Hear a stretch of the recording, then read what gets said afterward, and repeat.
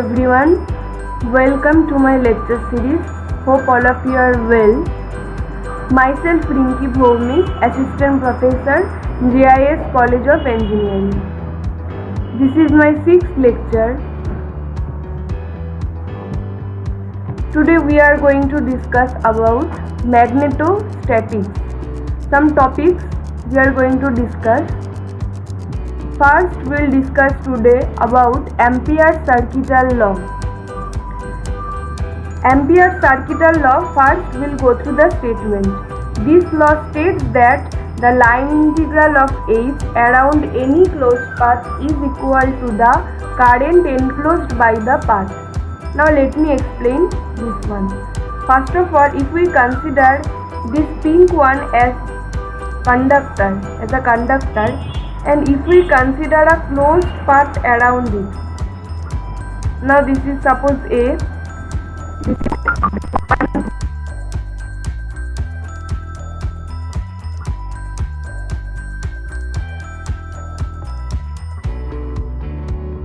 different closed path, then integration over H dot dl, where H is the magnetic intensity and dl actually signifies the line integration. So if we do the line integration, then it gives us the current. So the line integral of H around closed paths A and B gives the total current I. Integral over path C only gives portion of current that lies within C. So by the circuital law, Ampere's circuital law, what we can get is nothing but the total current around any closed path by the line integration of the magnetic intensity H. This is about the Ampere's circuital law. Now, next is magnetic scalar potential. Magnetic scalar potential can be defined as the change in the potential is equal to, this is the formula from R1 to R2 B dot dr. That means the line integration of the magnetic induction B can give us the magnetic scalar potential. This is totally similar to the electrostatic potential, means the difference or the work done. So this is about the magnetic scalar potential. Next is, what is magnetic vector potential? First, nabla dot B equal to 0. This we know, which signifies that monopolar does not exist. Now if nabla dot B equal to 0, then we can write B equal to nabla cross A, where A is the magnetic vector potential. Nabla cross E equal to 0, where E equal to minus nabla phi. Phi is the electric scalar potential. So this is the similarity between the magnetic scalar potential and electric scalar potential. This is about the magnetic vector potential, this is about the electric scalar potential. So finally nabla cross B equal to mu naught J. B equal to nabla cross A is equal to nabla of nabla dot A minus nabla square A. This we can write by the formula, means back minus cap is equal to mu naught J. So since nabla dot A equal to 0, this is Coulomb gauge. By the Coulomb gauge we can write nabla dot A equal to 0. Therefore we can finally write nabla square A equal to minus mu naught J. This is Poisson's equation. J is the current density.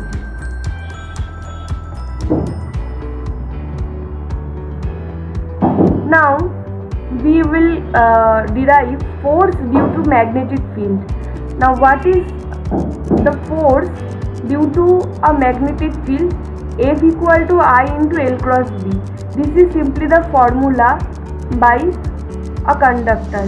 When a conductor, through a conductor current conducts, then what will happen? A force can be experienced around the conductor. So the formula is F equal to I into L cross B. L is the length, B is the magnetic field. So F equal to IL B sin theta. This is the force due to magnetic field. This is the formula. Now if we consider Now we know the formula of the force due to a current carrying conductor. So there are two wires. This is first wire, this is the second wire. This is I1, this is I2. This is B1, this is B2. B1 is the magnetic field due to the first wire and B2 is the magnetic field due to the second wire. So if we do this, if we consider these two wires, then a force will be experienced by one wire due to others. So we'll calculate it. Now I1, L1 and L2 B2 current carrying conductors. Here I1 and I2 are separated by a distance A. A is the distance between them, producing magnetic field B1 and B2 respectively. The wires are separated by A and carrying currents I1 and I2 in the same direction. Wire 2 carrying current I2 sets up a magnetic field B2 at the position of wire 1. The direction of the magnetic field B2 is known by using right hand thumb rule and the direction perpendicular to the wire. Now here interestingly F21, that means force on F2 due to 1 is I1 L cross B2. I1 is the current in the wire 1, L is the length, B2 is the magnetic field due to the wire 2. Now since the angle between them is 90 degree, so F21 equal to I1 L B2. Therefore the force F21 equal to I1 L mu I2 by 2 pi A, where B2 is actually the expression of B2 we have kept here, mu I2 by 2 pi A. A is the distance between the two wires, I2 is the current which is passing through the wire 2. Now the force due to magnetic field, F by L means force per unit length. So if we go to the previous slide, this is the expression. So if we divide it by the length L, then we are getting I1 mu I2 by 2 pi A. F by L equal to, so F prime equal to I1 mu I2 by 2 pi A. That means mu I1 I2 by 2 pi A. So this is the force. The direction of F1 is towards the other conductor and is determined by using the right hand rule. This is about the F1. Now as the new force is directly proportional to I1 and I2, so the new force of wire and wire 2 over each other will be same. This is very interesting, means if we know the force experienced by one wire, that will be same with the wire 2 also. So the expression is same. The magnetic force that wire 1 exerts on wire 2 is equal in magnitude to and opposite in direction to F1. F1 on 2, 2 on 1. That means one wire will experience a force due to wire 2 and another wire will experience force due to wire 1. So wire 1 and wire 2 will attract to each other. Now there are some more discussion about the magnetic scalar potential. So already we discussed magnetic scalar potential, and this is the notation is V. V is the magnetic scalar potential. Okay, so here as we can see in electrostatics, the electric field E is derivable from the electric potential V. So therefore nabla cross E equal to 0 and E equal to therefore minus nabla V. Now how we can write it? Because if we put here nabla V, that means nabla cross nabla V, which is equal to 0. So that's why, since nabla cross nabla, that means if A cross A equal to 0, therefore nabla cross nabla equal to 0. So that's why we can write E equal to minus nabla V, where V is the electric potential. Now with a similar way, we can get the scalar potential, that is magnetic scalar potential. Means here we can say that by the help of the electric field, we also can get the magnetic scalar potential. Since here V is the electric potential, in a similar way, we can get the magnetic scalar potential. Now V is a scalar quantity and easier to handle the E, which is a vector quantity. In magnetostatics, the quantity magnetic scalar potential can be obtained using analogous relation, that is nabla cross B equal to mu 0 J. Nabla cross B equal to mu 0 J, you can see there is a similarity between these two equations. Okay, so if we put instead of B here nabla B equal to nabla A, then also we can say that is the magnetic scalar potential, and mu naught is nothing but the permeability in free space and J is the current density. So this is the way to obtain the magnetic scalar potential.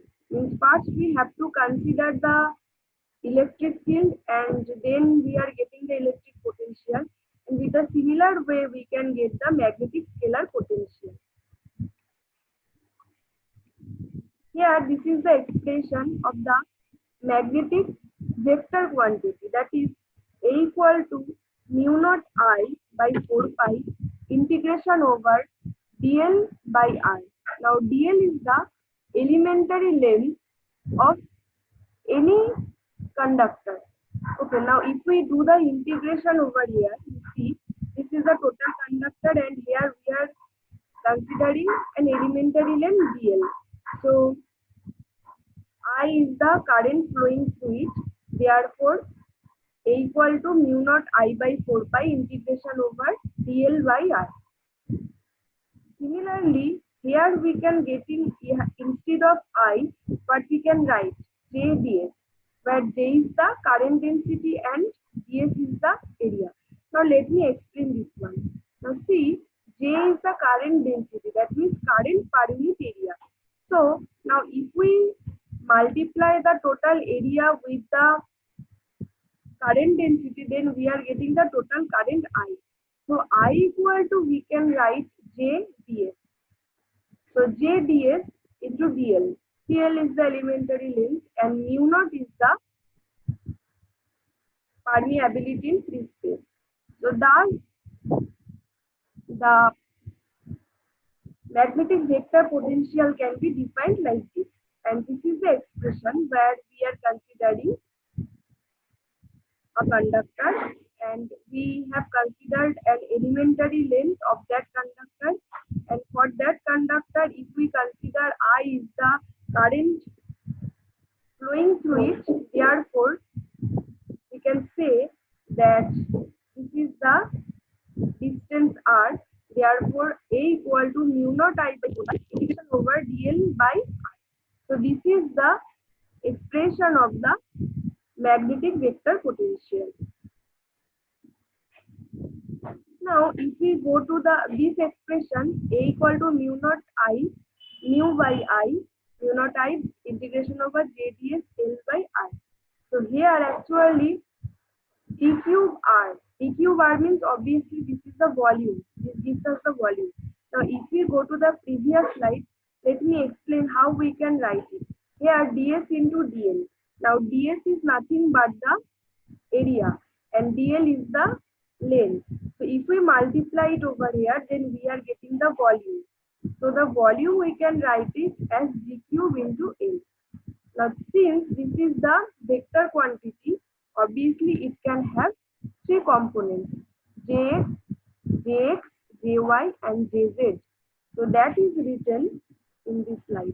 Now what we can see here, ax r comma t equal to, that means here we are considering the x component, therefore mu naught by 4 pi integration over j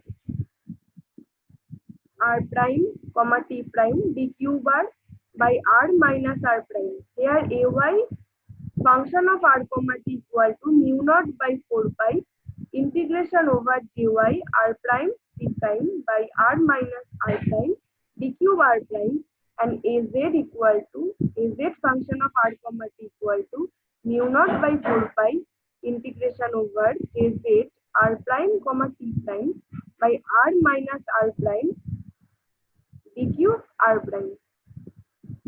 So these are the three components of the magnetic vector potential. So if we want to write the components, then obviously we have to remember the expression of the magnetic vector potential.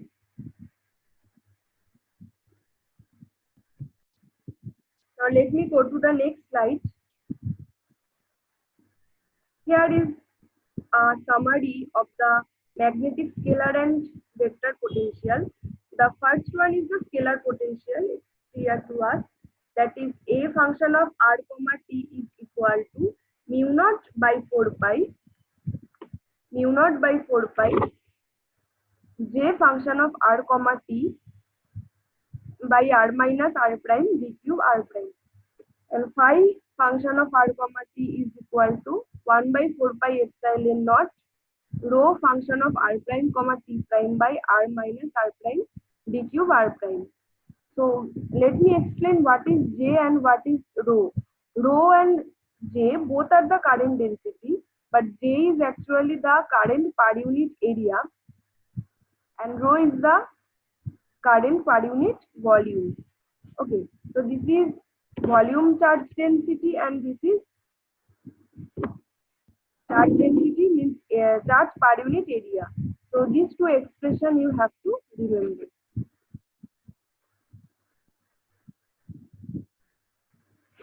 Now there is another derivation, that is magnetic scalar and vector potential E equal to minus nabla V.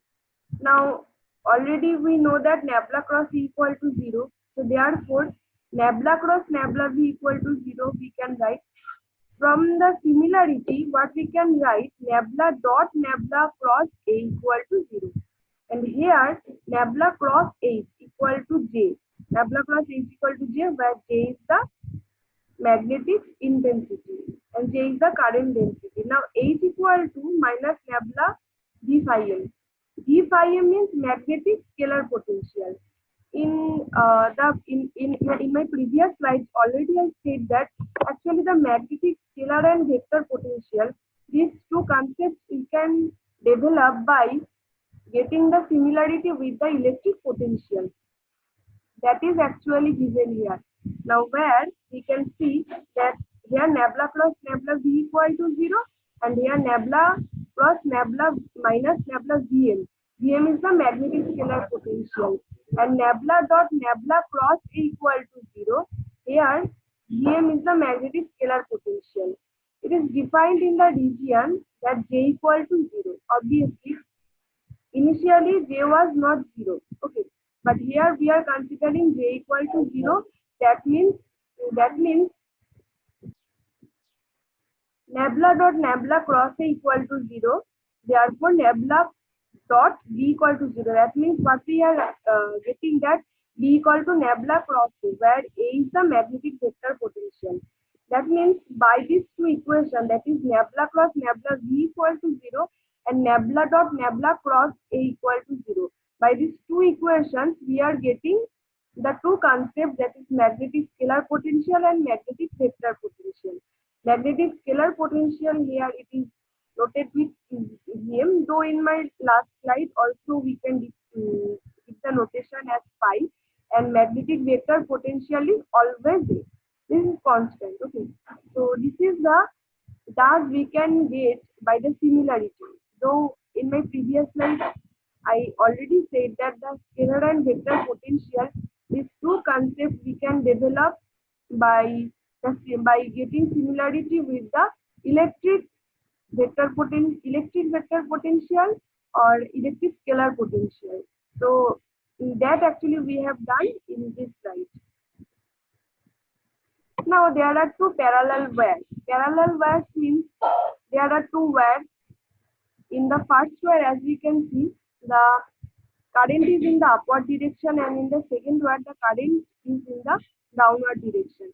That means here they repulse each other. Okay, so what we can say that when the current has the opposite direction, they will repulse to each other, and when the current has the same direction, then they will attract to each other. But for both the cases, repulsive force and for the attractive force, for both the two cases, here the expression of force is same, that is mu naught I1 I2 L by 2 pi r. Okay. Now this is the expression of the force. Now what is the expression of the magnetic field B for a where B equal to mu naught I by 2 pi r? This formula derivation is not in your syllabus, but the expression you have to remember, because if you have to do some numerical, then in that case you have to use this formula. So next is F equal to ILB sin theta. This is the formula of the attractive force between these two conductors whose current has the same direction.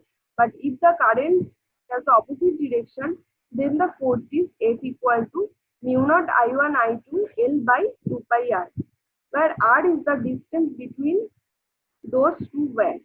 Now see here, these are two wires. If r is the distance between them, then only the expression can be written as like this. And next is B equal to mu naught I by 2 pi r. Now you can ask that what is R in that case? Suppose I is the current passing through it. Okay, in that case, what we can say that R is the distance to that point from a conductor to which or at which we want to calculate the we want the value of the magnetic field. Okay. Next, these are two wires. Now this is the distance between them. Same thing, when the current direction is in the same direction, then they will attract to each other. When they have opposite direction, they will repulse to each other. So F parallel wire equal to mu naught L I1 I2 by 2 pi t, that we have done in the last slide. This is the value of mu naught, that is given 1.26 into 10 to the power minus 6 Tesla meter per ampere. Now this is another slide giving the same topic, that is force between two parallel current carrying conductors. That is, let us consider two long straight parallel wires separated by a distance r and carrying currents I1 and I2 in opposite direction. Where carries a current I1 sets up a magnetic field V1 at all points. The wire 2, the magnetic field is directed perpendicularly upward to wire 2 and has the magnitude. And here these are two wires, and the current direction is also given. The magnetic field is perpendicular, and this is the force direction. Since you can see that it's given that the direction is opposite, therefore they will repulse to each other. Next is magnetic field. Magnetic field on R is due to current in PQ. Now here is actually the derivation is given, but that is not in your syllabus. But I'm just going to show you how we can get the F by I equal to mu naught I1 I2 by 2 pi r. That is V1 equal to mu naught I by 2 pi r. That is the magnetic field due to a current carrying conductor. Now the force F1 equal to mu naught I1 by 2 pi r I2 I sin 90 degree. 90 degree means because they are perpendicular to each other. And here ultimately F1 equal to mu naught I1 I2, this is L 2 pi r. So B1 acts perpendicular into the plane of the diagram by the right hand thumb rule, obviously. So the angle between I and B1 is L and B1 is 90 degree, means this is the length direction and this is the B1. So this angle is 90 degree. So that is given here and that is actually said here. Now magnetic field on PQ. Magnetic field on PQ due to current in RS is V2 equal to mu naught I2 by 2 pi r.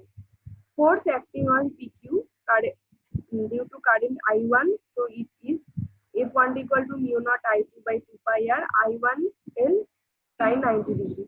Now F1 equal to mu naught I1 I2 L by 2 pi r. So therefore F1 equal to F1 equal to F equal to mu naught I1 I2 L by 2 pi r.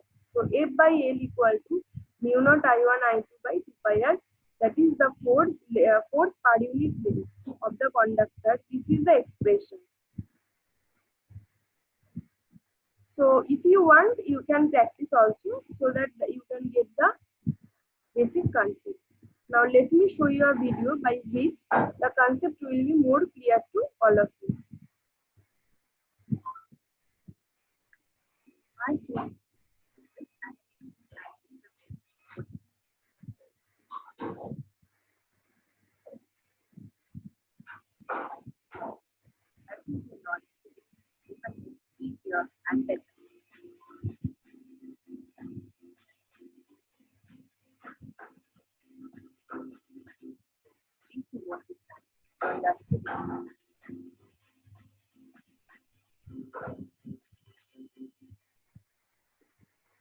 Force between two long parallel current carrying conductors.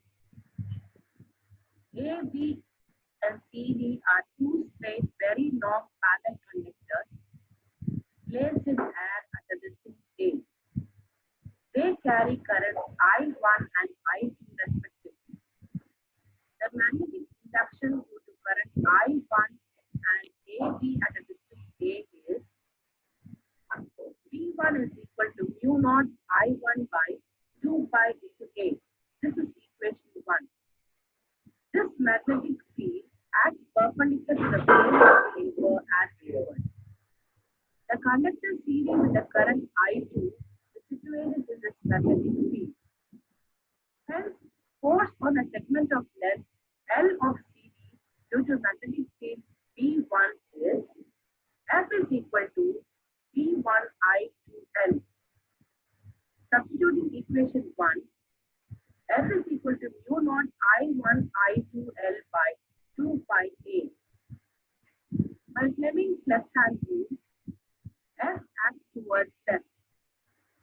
Similarly, the magnetic induction due to current I2 going in CD at a distance A is V2 is equal to mu naught I2 by 2 pi A. This is equation number 3. This magnetic field acts perpendicular to the plane of the paper and outward. The conductor AB with current I1 is situated in this field. Hence, force on a segment of length L of AB due to magnetic field V2 is F is equal to V2 into I1L. Substituting equation 2. Therefore, F is equal to mu naught I1 I2L by 2 pi A. This is equation number 4. By Fleming's left-hand rule, this force acts towards right. These two forces given in equations 2 and 4 attract each other. Hence, two parallel wires carrying currents in the same direction attract each other, and if they carry currents in the opposite direction, repel each other. Thank you for watching. Please subscribe this channel.